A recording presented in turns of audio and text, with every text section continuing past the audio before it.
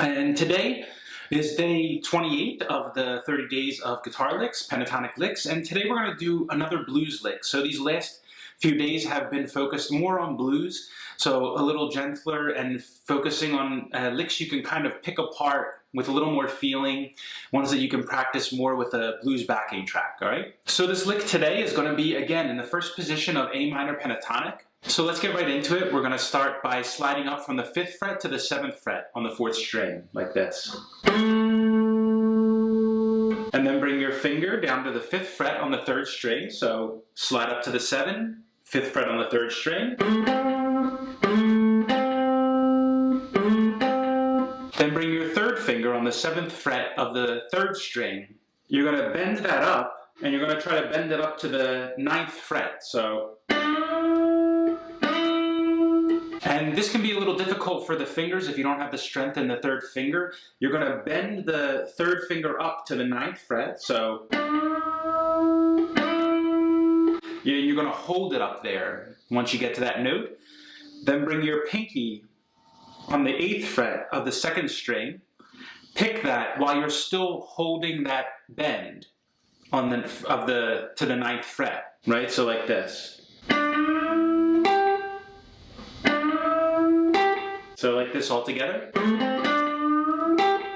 Okay?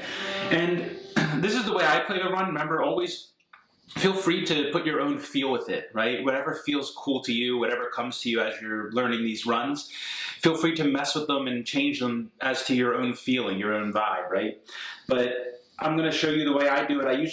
I pick that pinky note real quick.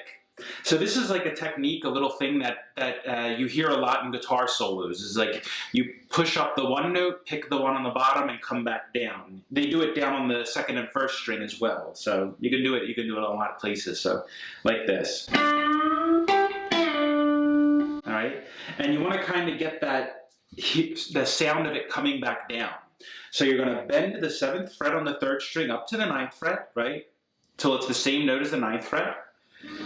Pinky on the 8th fret of the 2nd string, pick it, and then still having your 3rd finger bent up to the 9th fret, pick that and let them hear it come down. So like this. Okay, so whole thing like this. Right? Like that. And then you're going to keep your fingers where they are, the 3rd finger on the 7th fret of the 3rd string and the pinky on the 8th fret of the 2nd string. And now this time you're going to hit both the 3rd and the 2nd string at the same time and bend your 3rd finger up so both notes sound together, right? The 3rd finger and the pinky like this.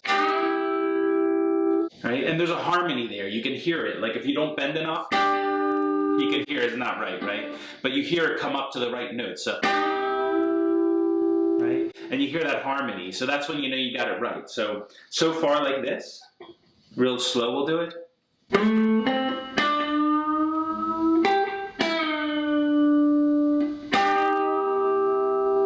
So just like that, a little faster.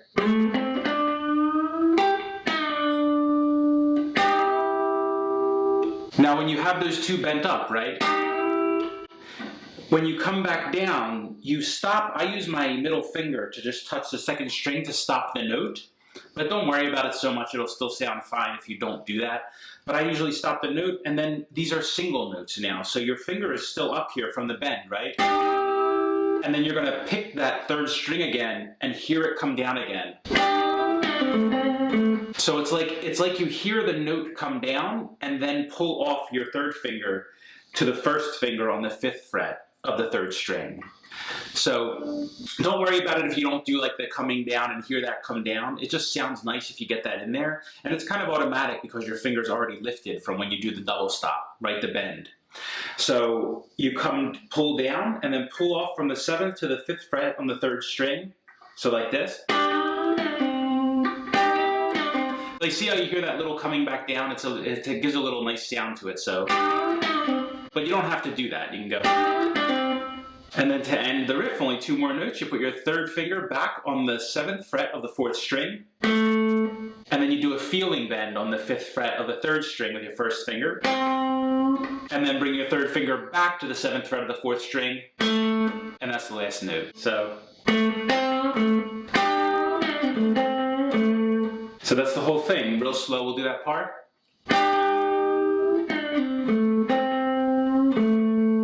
So whole thing real slow.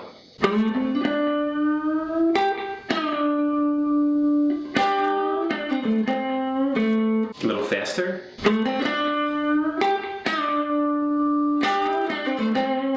And you can speed it up as much as you need to go with the backing track or whatever you're playing. You can slow it down as much as you need if it's a really slow blues. And remember, you can just take parts of it. You can just go, if you just like this part,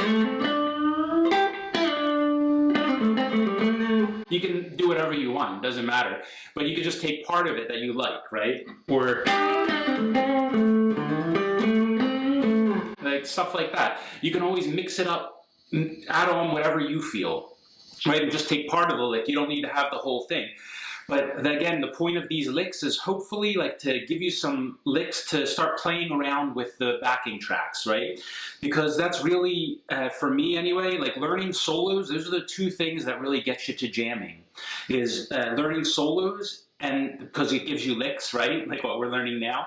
And then playing with backing tracks, because backing tracks kind of help you build confidence, right? Because you got to get over that little afraid to make a mistake phase, right? Where you like, don't worry about it. Just, you got to do it, because that holds you back. If you're afraid to make a mistake, then you'll never grow, right? Like mistakes are part of that. That's important. And honestly, sometimes mistakes are the coolest things you come up with. You know, you never know what's going to happen. So you just play around and try to, as best you can, try to let go of that. Of course, it's something we all go through, right? Like that feeling of insecurity or being afraid to mess up, right?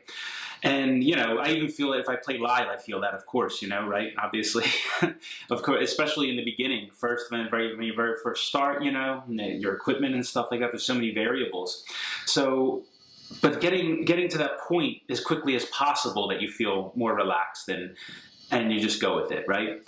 And to be honest with you, people who don't have an ear for music, like people who are just listening to you play, a lot of times they have no idea if you made a mistake. Like they don't hear that, because your ear has to be trained, right? Like it takes time to be able to pick out notes, to be able to listen to a solo and figure it out by ear, because you have to tune your ear, you have to train your ear to be able to pick out those little changes in pitch, right? And so if you make like a little mistakes and stuff, people really don't know. It's very rare, unless it's a pretty obvious thing or unless you announce it, right? Right, which a lot of people do when they first start out, which I did when I first started out. You stop when you mess up, but you got to keep going. You just keep going, right? You just keep going as if you didn't make a mistake and just keep going on, keep rolling, right? So if you have any questions about anything, we only have 2 more days in this series here. So if you have any questions about the lick today or any of the other licks we've done, if you have anything you want to see on the channel, let me know. And until then, I'll see you next time. So happy practicing. Take care.